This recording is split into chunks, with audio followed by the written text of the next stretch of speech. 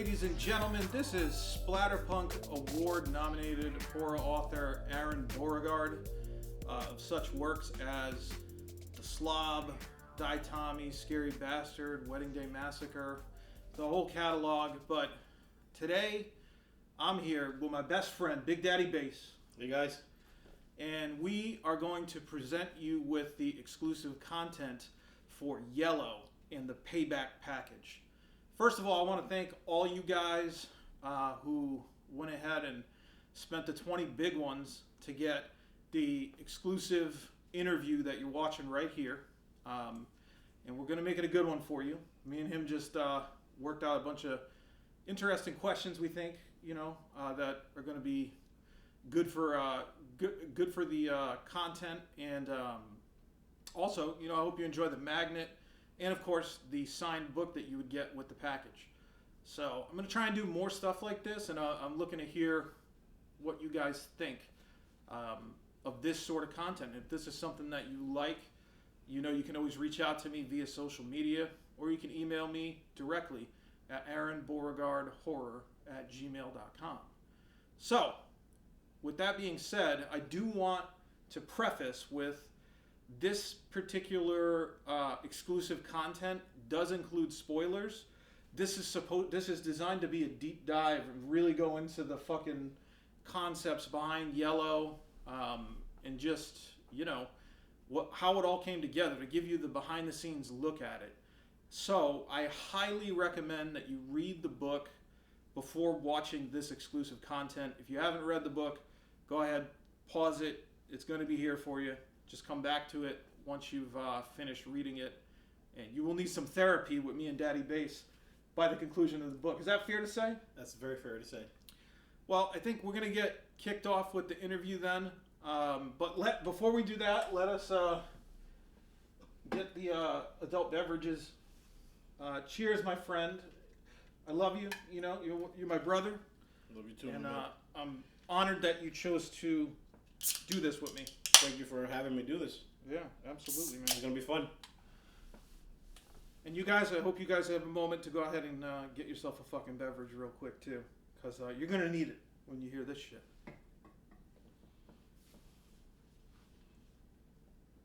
All right, so what do we got, man? All right. So we're going to start off by probably the most wandered question. Tell me about how you came up with the concept for this book. This book started out. I'm a big fan of revenge movies in general, and the concept for Yellow, I was just like, man, I've sort of, if you look at my catalog, there's certain tropes, I guess, that I've gone down the path of, and whenever I do a trope, something that's been done over time, of course, this is not the first. Yellow is not the first revenge story, but revenge is a topic that is important to me just because I'm always so captivated when particularly with revenge movies. I don't know about you, but we've watched a few revenge movies. Oh, they're good. Yeah.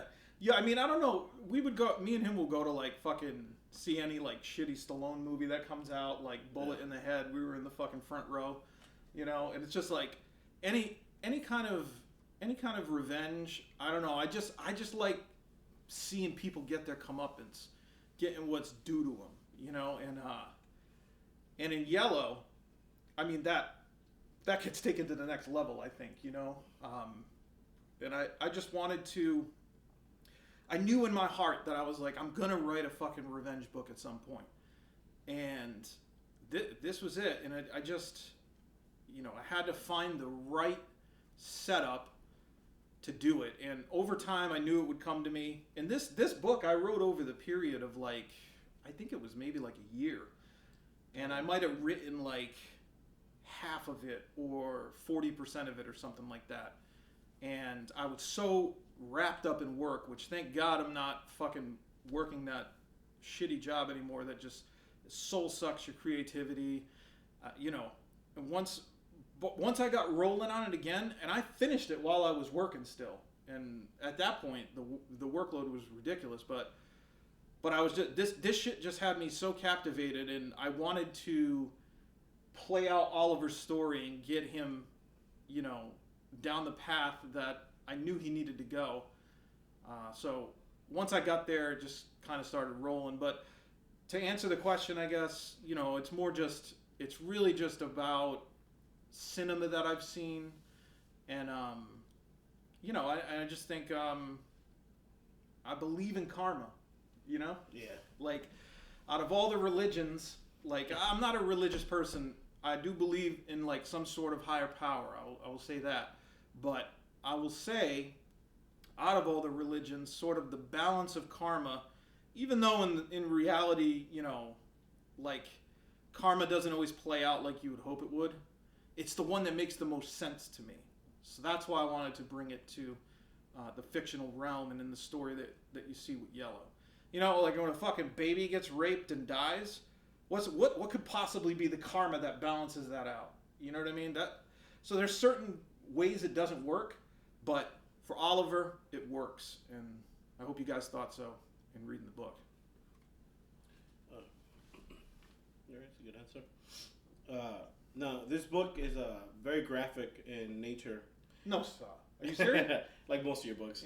Yeah. So where do you draw your inspiration from? Well, I think, man, I'm just fucking lucky, I guess you would call it, in the fact that I can really come up with sick shit. And I think in this book, a lot of the sick shit, and again, this is spoilers, guys, right? I tried to tie it into the wrongdoings that were committed upon Oliver, right? So, like, if you look at the scene with Levi, right? Levi orally rapes Oliver and rapes his wife Lydia and obviously abuses them and shit. And what is the ultimate revenge?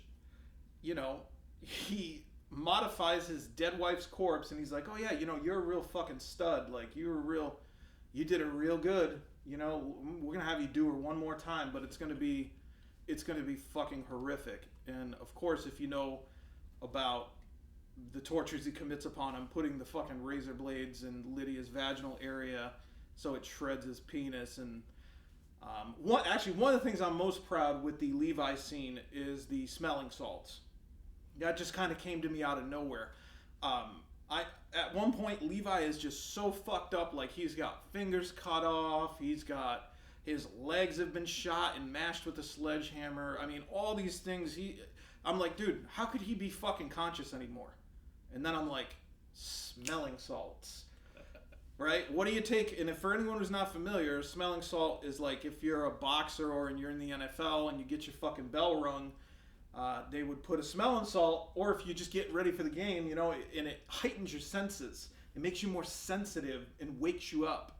So, what does he do? He crushes a whole fucking box of them and holds them over his face, so that's all he's breathing, and then he just wakes up in the agony. In theory, the agony should just, ah! You know what I mean? So, and then, of course, he's like a dog sent off to do the deed that he committed so proudly before, but now, not so proud anymore, I would say. And then if you look at the Angel Rodriguez murder, right, where Rodriguez comes in the store and he's like, you know what fucking brand of cigarettes I smoke. You should know, motherfucker. You know, and Oliver is a coward and a deer in headlights and he can't remember. So I thought the game that he played with him where he's like, you know, you're going to smoke a cigarette and tell me what brand it is, just like you made me do. And when you get it wrong, I'm going to fucking put it out on you, you know, and he just tortures him in that manner. And then you go to the banker, right?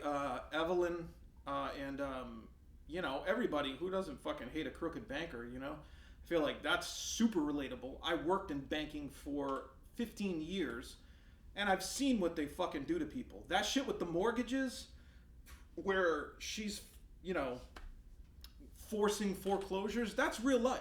That fucking happened.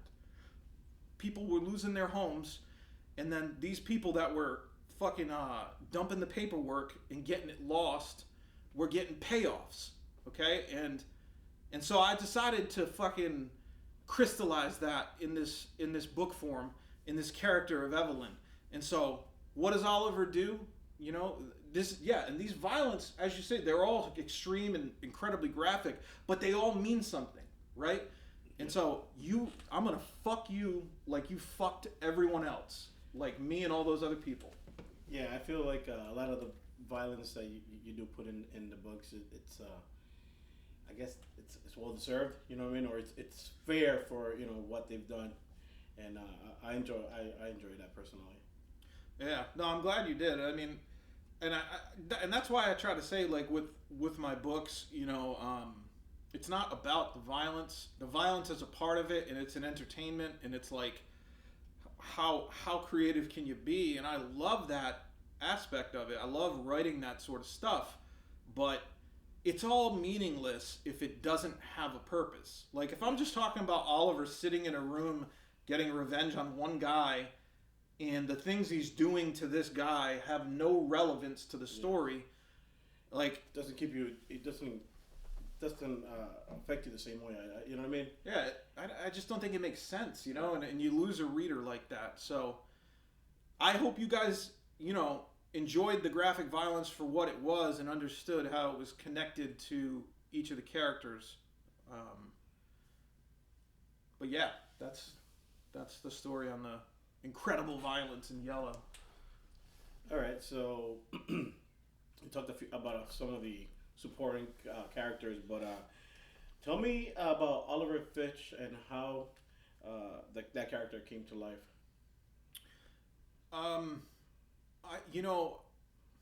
I like the non-glamour characters a lot. If you notice in my work, like Brutus, right? He's a overweight guy, downtrodden alcoholic that picks up bodies for a funeral home. Like and then in Yellow, Oliver, he's sort of similar, but the concept, right? Yellow is that he's a coward, right? So in Brutus wasn't really a coward, and so this story is a lot different in that vein. Is that it's just about a man who doesn't have time to take care of himself because all the stresses of life are weighing down on him. These fucking dirtbags that come into his store, these dirty cops that pinch the cream off the top, his wife who has no belief in him anymore, and it's just.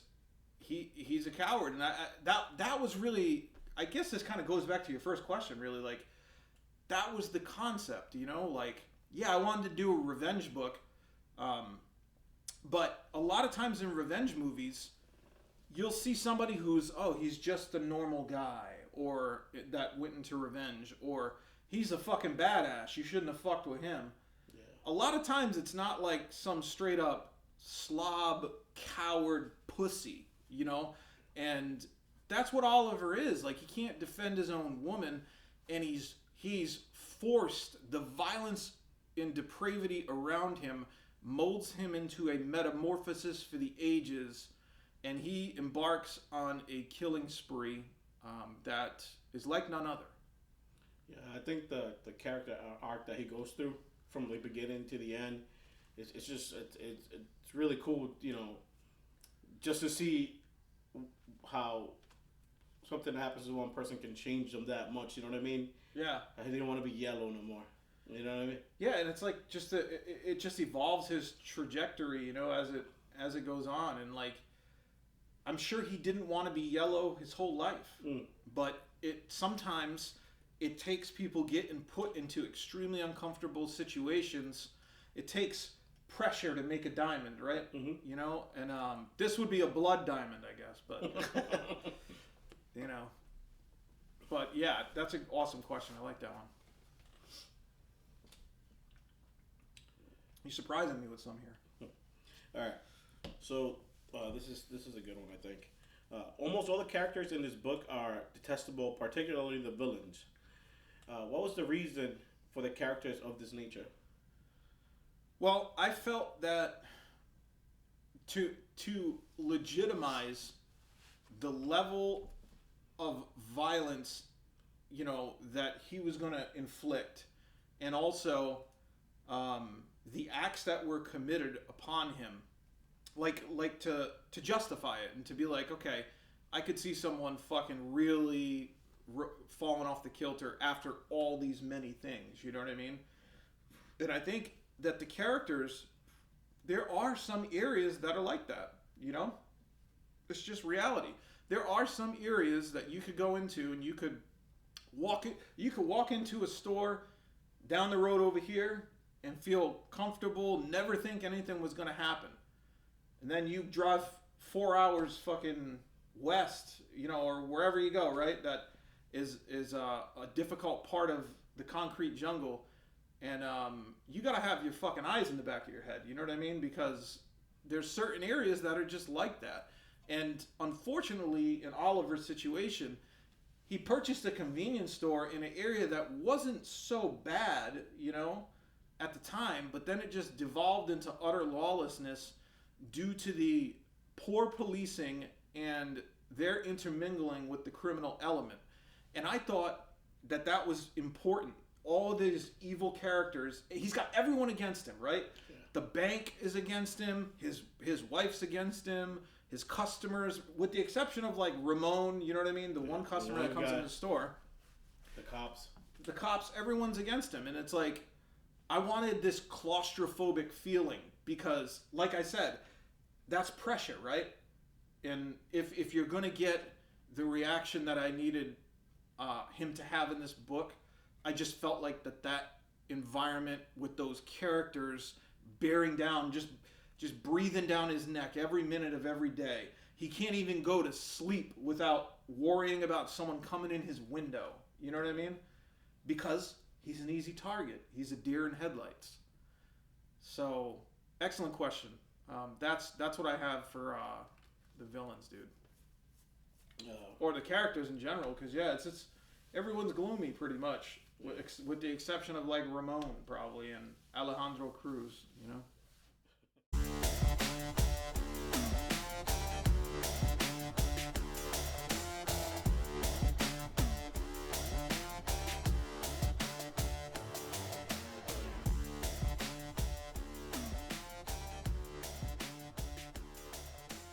This book combines elements of extreme horror, crime, noir, and revenge. What made you combine all those together? I love that question because there was a lot of different things going on in this book, as you can tell.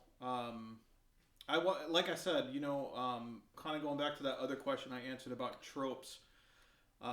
If you do something that has been done, like revenge in general, like I wanted to do it in a different way, you know? And that's why you have sort of the elements of horror with the demonic underbelly of the criminal society. You know, there's Damian Sanchez, who is, you know, sacrificing people on the street, you know, from the street, putting fucking babies in cauldrons and believing that it's going to give him answers and things, or, you know, and some of that was actually, I consider that to be the horror elements of the book, you know, like the Satanism and just sort of like weirdness with that. And then, you know, the noir elements is more like what Max Treadwell, who's the detective, who's kind of sort of figuring out the story as it unfolds slowly, who interviews Oliver in the hospital, and then, of course, appears later in the book to see what his superiors have been up to, you know, with the Captain Mooney and the Lieutenant Briscoe. They were fucking sickos. Obviously, human trafficking people, doing human cockfights in a cage. Yeah, I'm glad you mentioned that. So with that, you know, and then, you know, obviously the revenge elements are with Oliver, and, you know, like the noir stuff is just like the atmosphere. Like I wanted it to be dark and gloomy, and like, again, all that contributes to the weight of the story, you know, like, and just the daunting, crushing weight that's on Oliver, and it's just like, there's nothing positive, you know? So why not fucking snap, you know? Yeah. And so I didn't want to just do a basic revenge thing, you know? I wanted to do something that combined many things, and I think crime books are really cool. Like, I'm a big fan of Jim Thompson. And I got a real good compliment from someone who did a review. I think it was David from Phantasmagoria magazine. He gave me an excellent review on Yellow, and he was like, this is like fucking Jim Thompson on crack, and and just that's awesome. Which was just like a huge compliment because I'm a big fan of his work and sort of the atmosphere he creates in his books. So that was some of the inspiration, I guess, maybe reading some of those Jim Thompson books. And I just thought that they would come together in a cool way that, like, you could, like, you could do, like, a horror comedy, right? And that's sort of, like, meshing two different things. But I didn't want I wanted this to be incredibly dark. And I thought that, like, Noir is absolutely perfect, and for the gritty city and, like, urban environment in the crime field. Those two just go hand in hand. And Revenge, of course, can go directly into that very easily. The horror is probably the only one that's like, well, you have to do it right. And I thought I did a pretty good job. So far, the reviews have seemed to indicate that too, that they enjoyed that. While I did have some people that said, that the satanic thing wasn't so much my thing, I think the majority enjoyed it. And I think something like this, it gives you something different, and it gives you some unexpectedness to the book. A lot of people thought like the Satan stuff sort of came out of left field, because the character of Damian Sanchez, he's doing lines of coke and cutting a girl up in the beginning, and it describes his body. He marks each person he kills on his body, and I thought it fit in. I thought it just, it all went together, and that's why I did it, mainly because I wanted it to be different, but I didn't want to force it, and I don't think I did, And I think with kind of like how you're trying to set the scene in your book, I think the illustrations and your style in this book, it fits that what you're trying to accomplish. I think it complemented really well. Yeah, I think the illustrations and the cover. As you can see, the lower one, it has like some, that screams noir. And the cover screams pulp noir, you know what I mean? Like pulp detective magazine. Yeah. And I think that Anton Rozovsky was critical in bringing the vision to life, because I don't want it to just be a book, or I want it to be an experience, Yeah. I want it to be a piece of art. And it was important. I agree 100%. The illustrations for the book, that's why I have illustrations in all of my books, is because I want to invest more and make it into a something that's going to stand the test of time, and that people can pick up hopefully long after I'm dead and be like, hey, Aaron, he was a pretty fucked up dude. Nice. All right. I think this will be a fun question.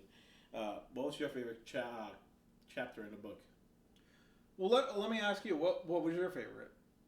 Me, I enjoyed the aftermath chapter. So Oliver, kind of comes to in the hospital, and he's there in agonizing pain, and he's can't do anything but relieve the horrendous torture he was just put through, and and kind of like he doesn't remember. But then he starts to remember, and and I thought that was pretty cool. Yeah, and I'm glad you picked that one, because it's interesting. I don't think that would have been everybody's first choice, but I think, like, were you gonna say something? Yeah, well, the reason for that is kind of like, to me at that point, it's kind of like where it's where his character changes. It's, it's almost like that light switch going on. It's like he just went through this tremendous, like, life-changing experience. And then from this point on, he's going to become the new Oliver. Yeah, it's like, I just couldn't imagine. I was like, okay, the events that were inflicted upon him were so horrific that as a man, I was just like, how do you talk about that? Like, this must be an incredibly difficult experience to sort of relive, and someone's asking you questions about it. And then they're telling you things that, your wife did to you that you didn't know about. Yeah, because he passes out and yeah, and it's just fucked up. You know what I mean? Yeah, you're already in a bad state, and then you just find out that it got worse. And I don't know. To me, I just thought that was like a kind of like it. To me, it gives you like a psychological like idea of where he's at. You know what I mean? Like, yeah, this fucking poor guy who's already had a shitty life finally got broken. Like, they broke him. You know what I mean? I consider that like you said, it's the start of his turn. It's like the seed. Like, that's that moment. Like, okay, it's getting ready to grow, and then when he goes home and finds his wife Lydia hung herself, and then he goes to the bank and realizes he's gonna lose it all. The store is home. Then it explodes. Like, but you're right in the fact that is when it begins. Like, when it sets in. Well, I'm a fucked up individual now, is what he's basically saying. He's like, I'll never be the same. Yeah, right. Like, you can like never the be shit the same. The shit that went down is like, you'll never be. You can never. I'm sorry, you just can't. Like, he's all scarred up. Like, it's not only physically but mentally and anally. That anal one's tough. Yeah. Yeah. So. And obviously the mental part must be incredible, but I would say.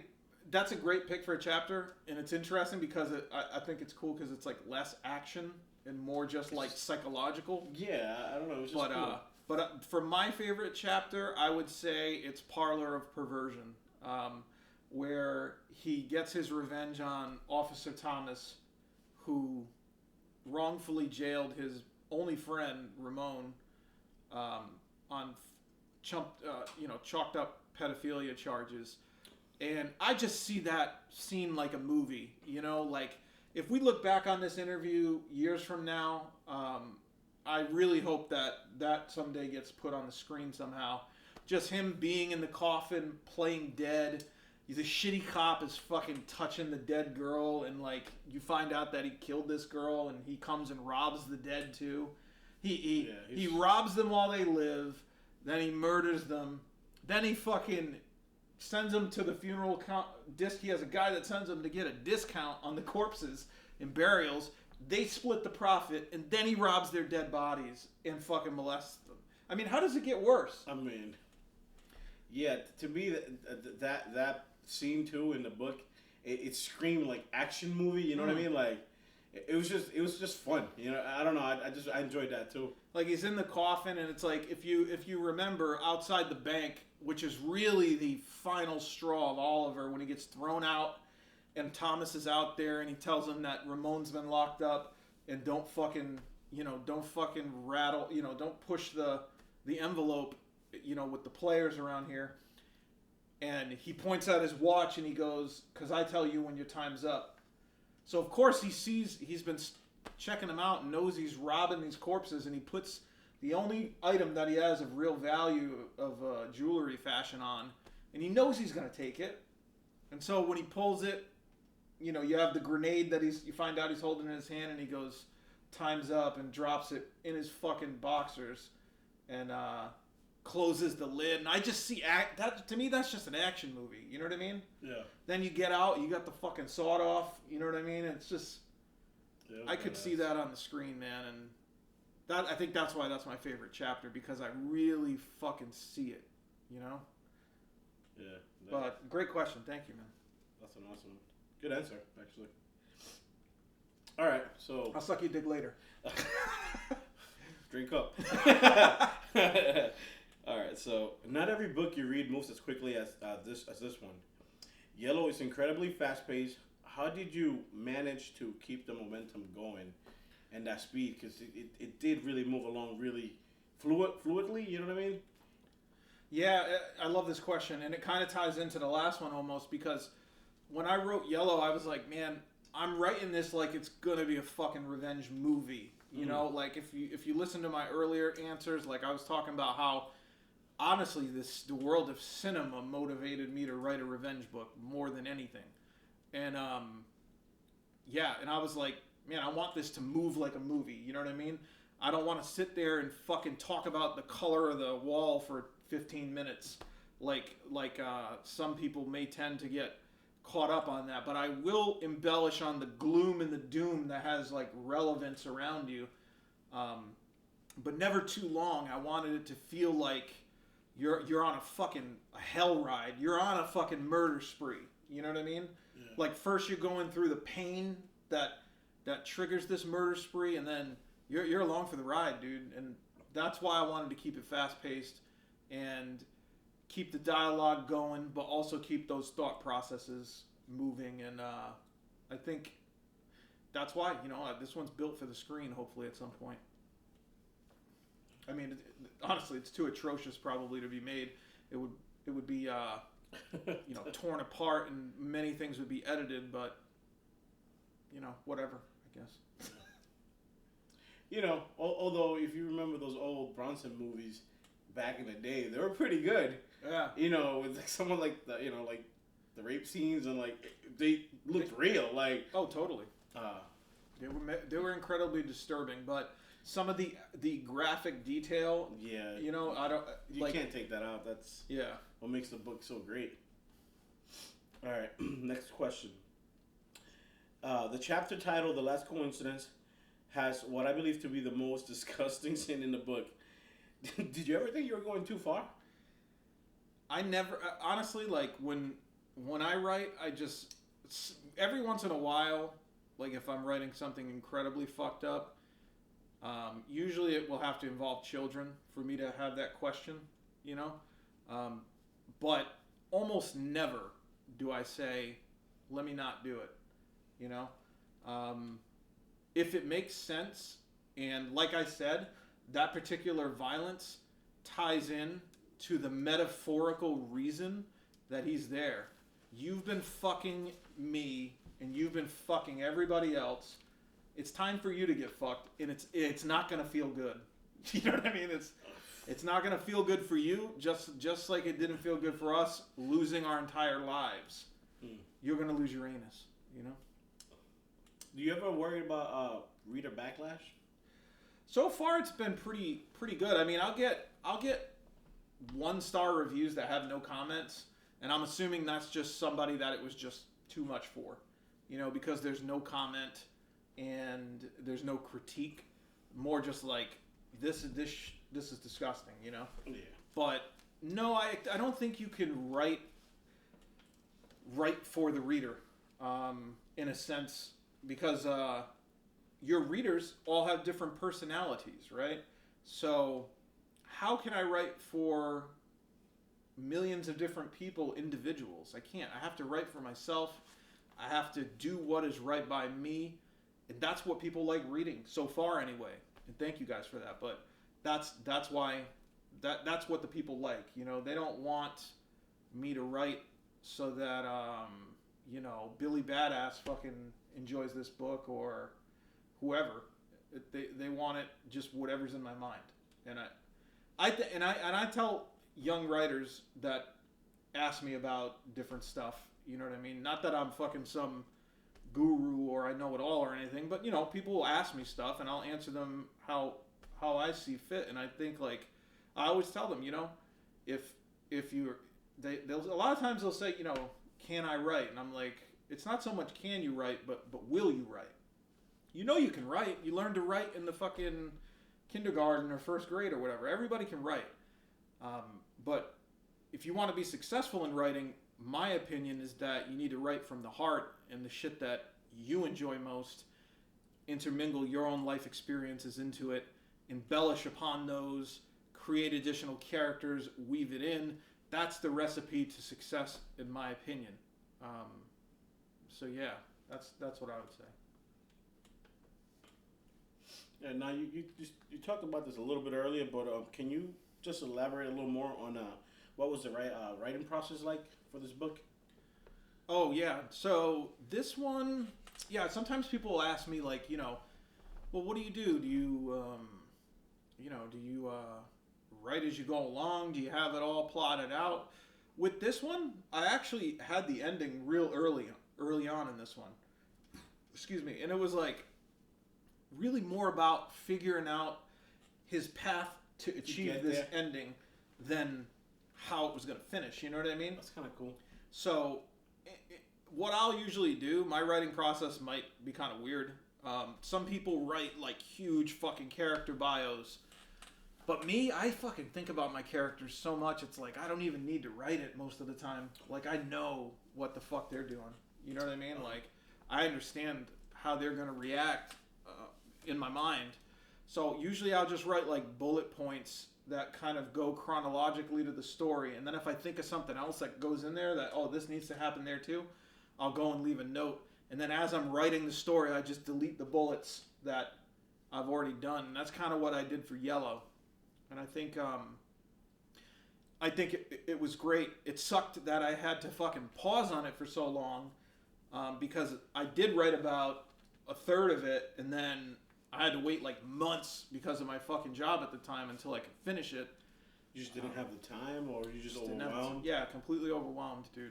Okay. So, but we got there in the end. We got Yellow, and you guys bought it, so thank you. Yeah.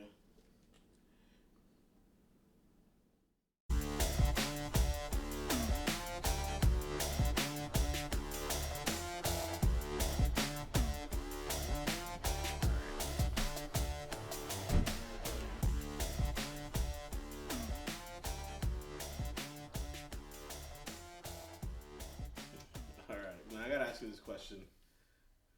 Oh, please do. Why the mask? The Mask. Oh, this. Can you guess? I have an idea. You have an inkling? Yeah. What do you think it is? It's based off of the book. Right. So the chapter. We have a chapter in the book called Mask Up, and it's where Levi and Angel mask up to go into Oliver's house and defile him and his wife. And I figured since you were going to be here, maybe I would put the mask on, and after the interview, things go as they may. What do you guys think? Guys, call 911. Call the police. I don't want to be Olivered. And also in general, dude, I don't know if you've seen my videos you always online. wear a mask. I like wearing masks because I think it's fun. I used to wear the masks because I worked for a bank and I didn't want people to know I was writing incredibly fucked up shit. If somebody gets the wrong idea, find out where you work, or the people at work see it online, it could create a lot of sticky situation, to say the least. So I wanted to keep it private. But I carry on the mask tradition just because I love horror. I love Halloween. As you can see, my house every day is Halloween, dude. And yeah, it's just, it's my favorite time of year. I do the annual party where I invite you and all the other boys and our friends over and shit. He goes all out. No doubt about that. You pull out all... He if you look around, you can't see around, but maybe towards the end of the video... We'll just give you a glimpse of a couple things that will give you an incline on how this man lives day to day, and I think you might enjoy that. It's very sick. It's a sick way of life, but it's the only way I know. I'm a damaged man. All right, okay. I'm a person too. So this book is dedicated to Charles Bronson. Want to talk a little bit about that? Yeah, you touched on it before, slightly talking about the gratuitous nature of the Death Wish films, the original Death Wishes.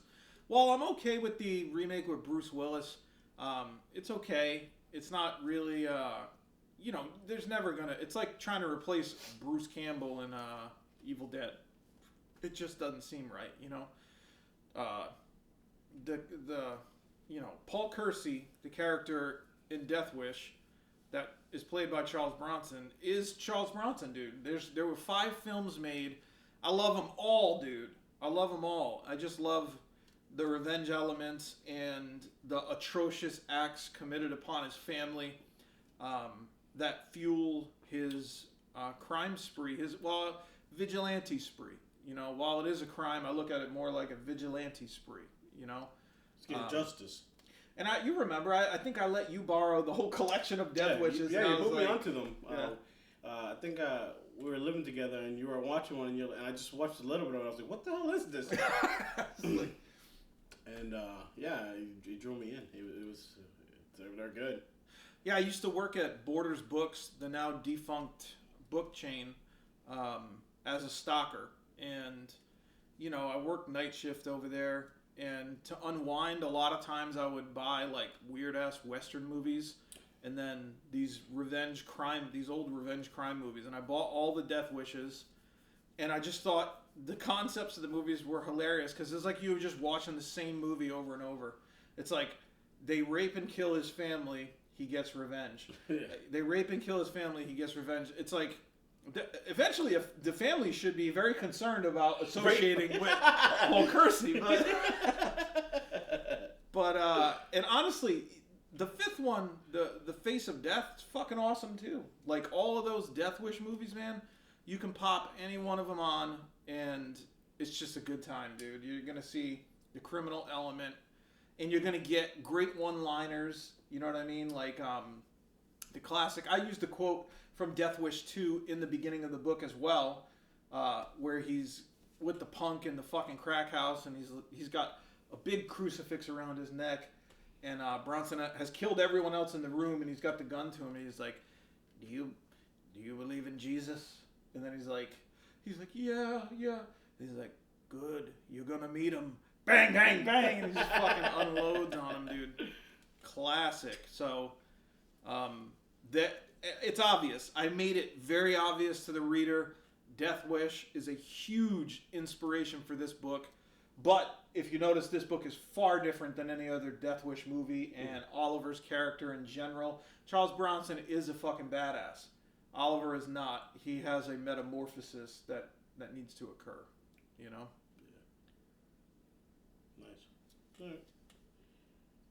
All right. So far as dark as this book is, and as twisted, throughout the book there is an undertone of romance to it. You want to talk a little bit about that? You talk about between you and me? No. It's a little unconventional, but it's there. Right. So that is one of my favorite aspects of the book. And some readers even told me that they wish there was more of that in the book. And as you guys know, Lydia kills herself after she thinks these guys are just going to keep coming back, and they visit her again. And she's like, but I didn't kill myself, you know, because of them. I killed them because it was better than being with you, you know? Just the ultimate slap in the face.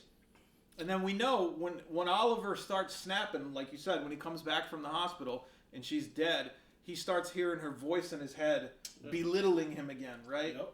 You're a fucking pussy. You're yellow, right? Yeah.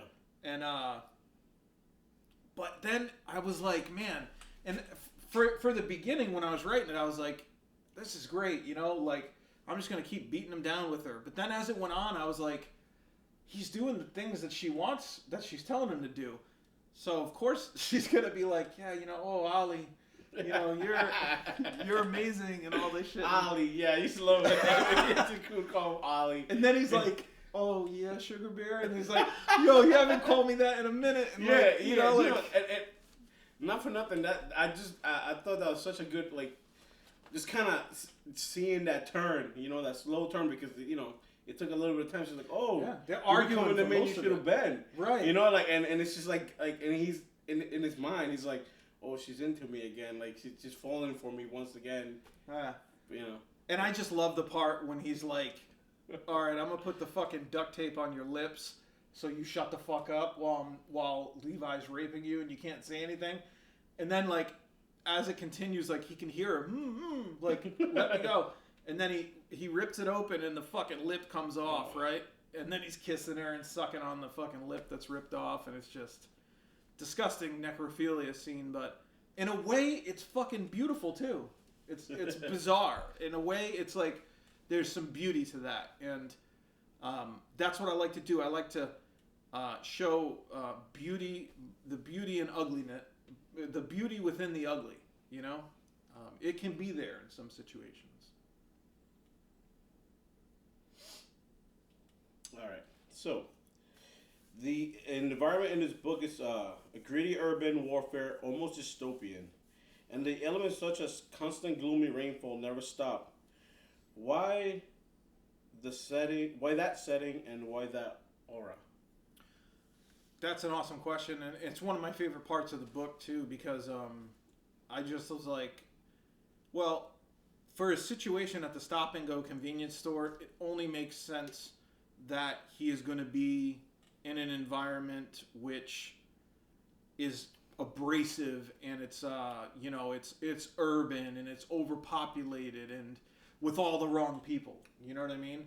And then if you really want that true noir, like that, that black and white sort of gritty vibe to it, I felt like the rain was necessary, and the rain just like it plays a part, like psychologically, like I happen to love rainy days personally.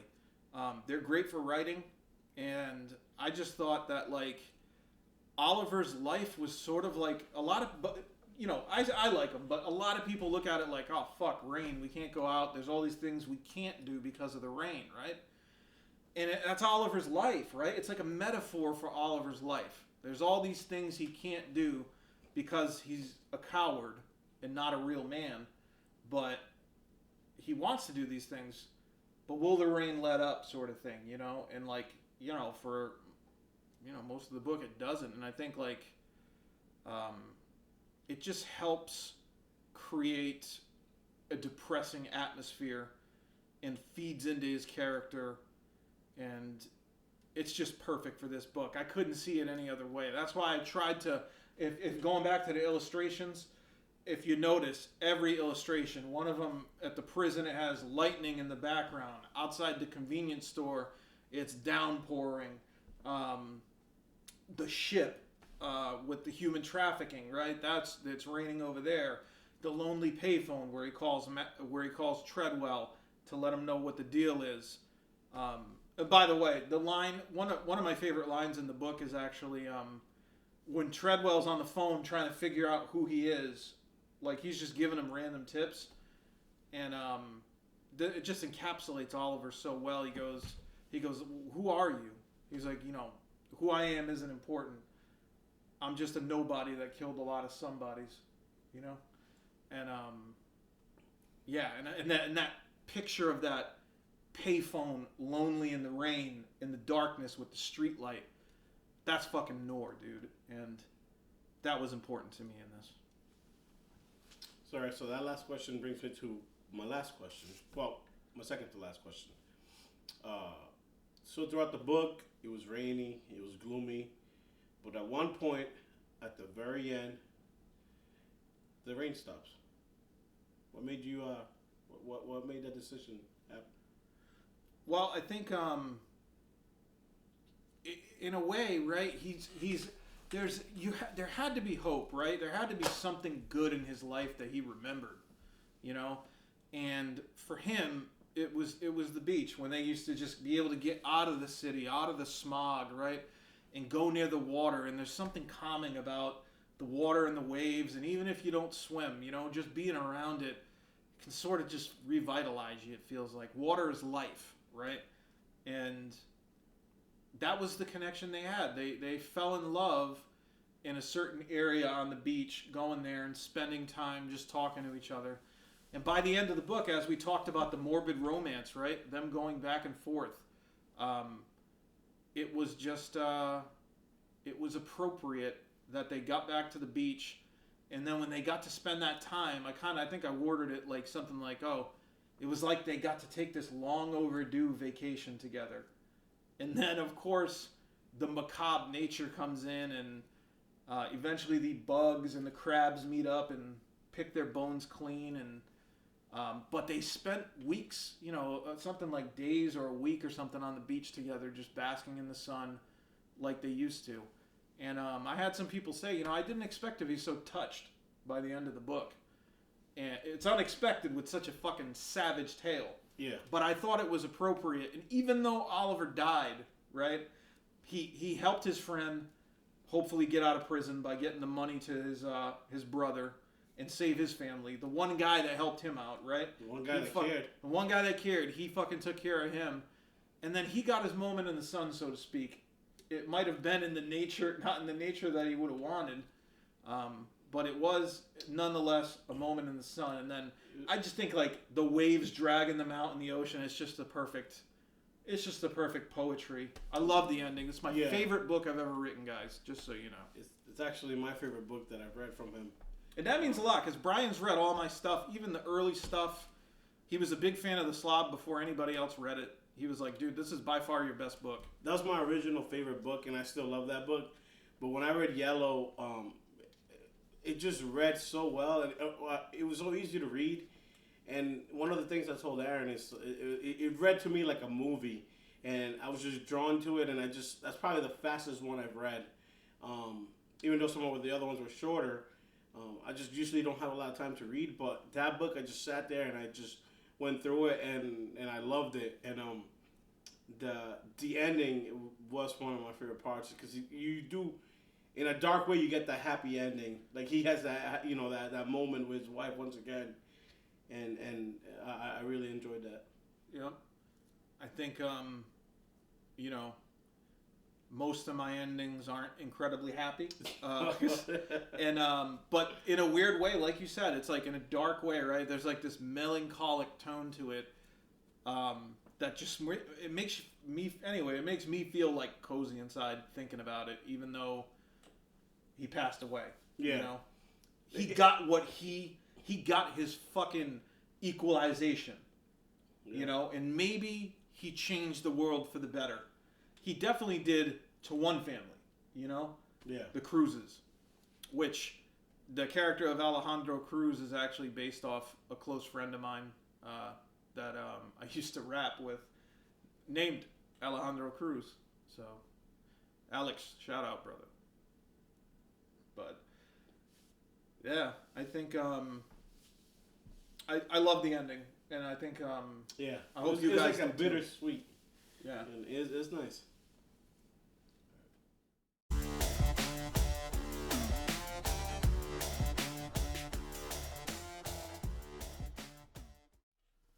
All right, I've got one final question. Why'd you pick me to do this interview? Because you said yes. No, you were the only one. No, of course. So this is the fun part of the interview finale, where you get to learn a little bit about my personal life. And what? How long have we known each other? Since high school. Yeah, I would say probably like, I don't know, maybe I met you in like 9th or 10th grade or something like that. Yeah. And well, I don't know, like me and Brian, we weren't like best friends in high school, but we were fucking like whenever we saw each other, we were just like, man, that's a cool dude, you know, like we were just fucking cool with each other, you know, like super cool. And then years after we graduated, you know, we would go on to see each other at different points, like parties and stuff like that. You know, we were fortunate that we had real good friends in high school, and a lot of us still hang out to this day. Yeah. Hence what we're doing.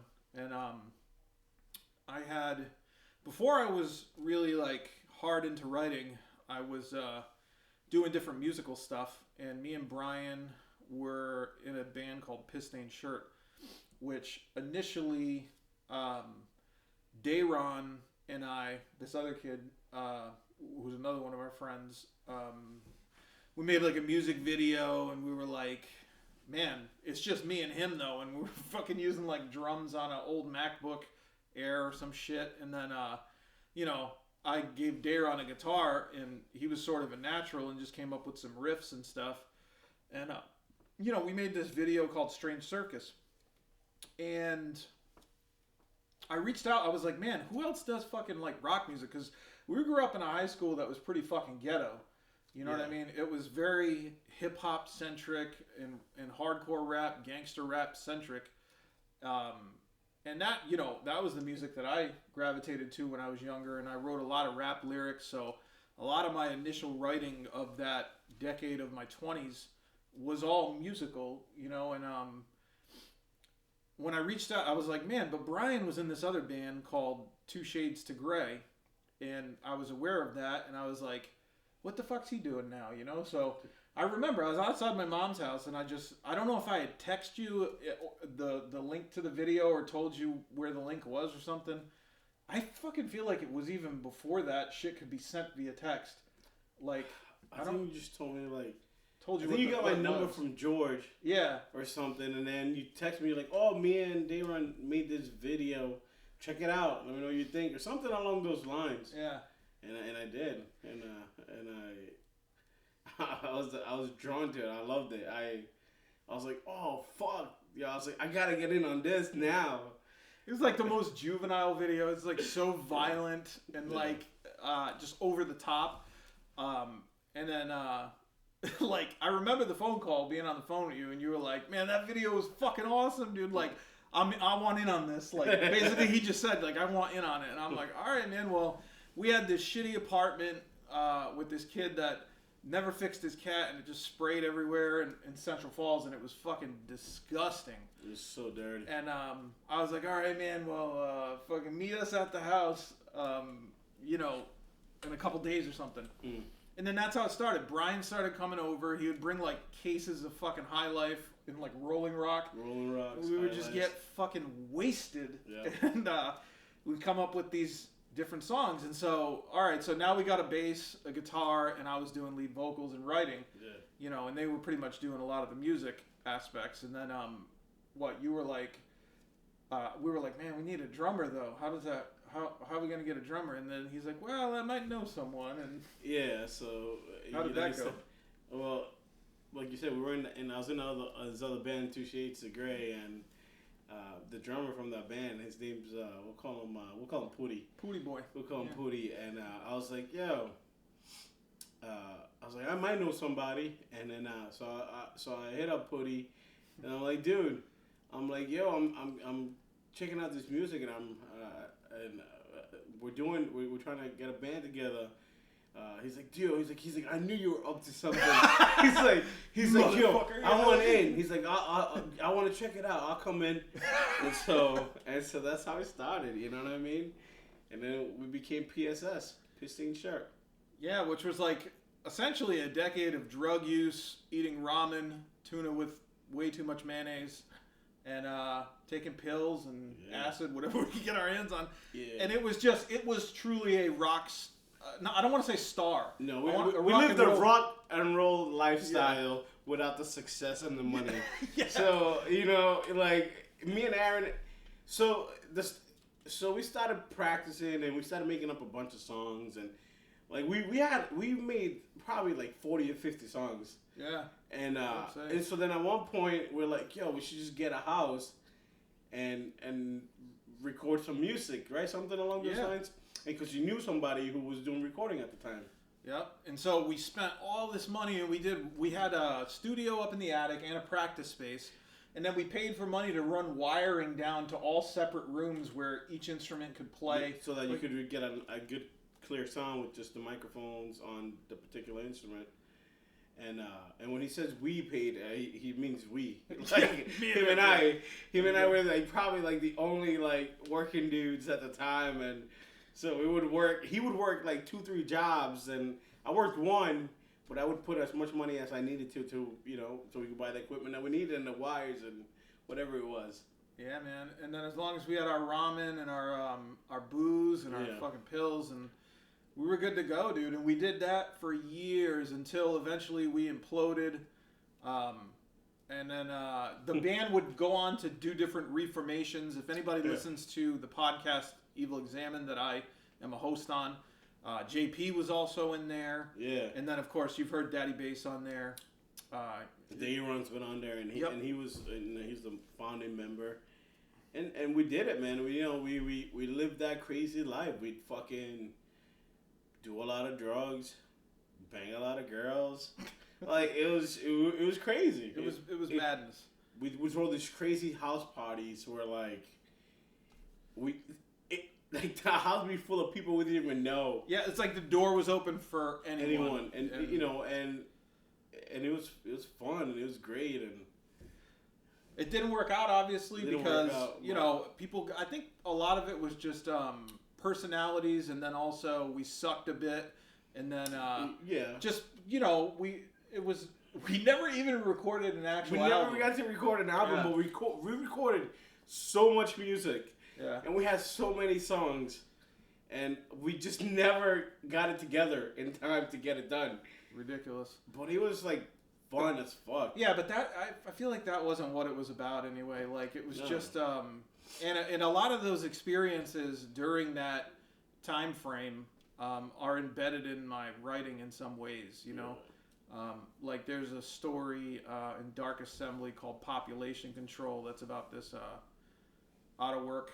Well, this grungy rocker, and you know some of that is like pisting shirt stuff, like, you know, kind of the atmosphere of the band that we were in, but yeah, so we've been great friends really that whole time, and then we lived together for many years, like throughout that year, and then past that we ended up living just together, and we just became really close, and just it was funny, you know, if you know, out of all the people I know and all my friends that I know for a long time, you know, I would have never thought me and Aaron would become like brothers, you know, because we lived together so long, and I would spend so much time of my life with him by my side. Like, it was just crazy how it happened.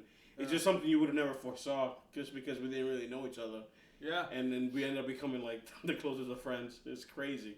And you might recognize, if you've read my collection Hallucinations, you might recognize that Daddi Bace is he's in the book. Like, there's a picture of him and what I saw him in this horrific mushroom trip that we had. And yeah, I think those experiences... I had a good trip, for the record. He I don't know. Oh, it didn't go well for me. As if you read the story, you know. But I think, you know, I think it was just, it's been a great run, dude. I hope that we get to hang out until we're fucking dead and buried. That's the plan. And, you know, I wouldn't have had anybody else do this. I know that you were really into this book in particular, too. Yeah. And I just wanted you to do it because I love you, dude, man. You know, and this is what it's about. Like, my horror brand is, it's family shit to me, you know? It's a very family vibe, and I hope you guys all get that same vibe, too. But. Yeah, I feel like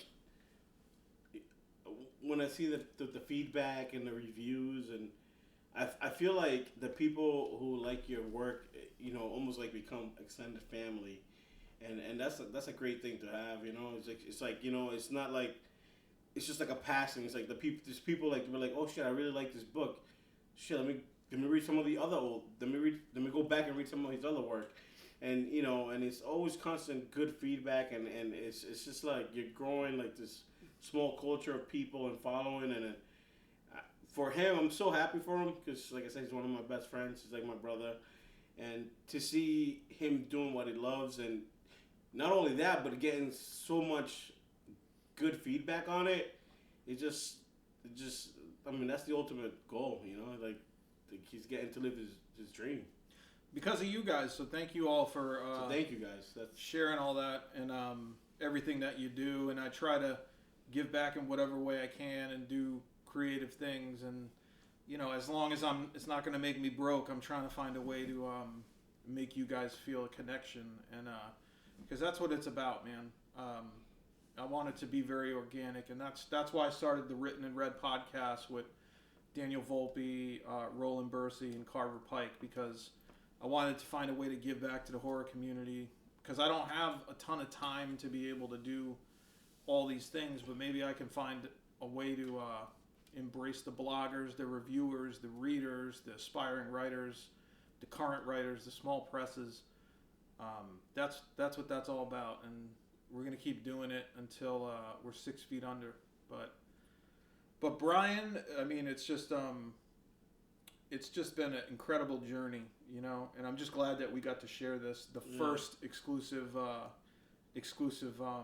video to the Payback package. It's just incredible. I feel flattered. Thank you for having me do this. This was fun. I'm not an interviewer by any means, you know, so, you know, if I sucked, I'm sorry, but I was just really happy to be able to do this for him. So. You did great, man. I think everybody will appreciate it. And if you want to hear more of Daddi Bace, you can check out the Evil Examined podcast. I like to try and have him on, you know, every couple months, and we just talk about weird shit. That's been really fun too. You know? It's awesome because most of the time we end up just talking about other stuff. Like we end up getting sidetracked from what we're supposed to be doing because we just enjoy being around each other and just talking. So it's awesome to do. Absolutely. Well, thank you again. And guys, I want to thank all of you for purchasing the yellow Payback package. Yeah. Again, I hope you guys enjoy all the features that come with it. If this is a success, let me know. You know, like, go ahead and send an email to Aron Beauregard horror@gmail.com or hit me up on social media. If you want to see Daddi Bace interview me on another book, maybe we can do another exclusive package like that. We had mad fun fucking doing This it. was awesome. So we got to drink beer, talk about an amazing book. Man, it doesn't get much better than this. This is what Thank life's you guys. about. Yeah. Thank you so much. Keep showing my friend so much love. I'm so thankful.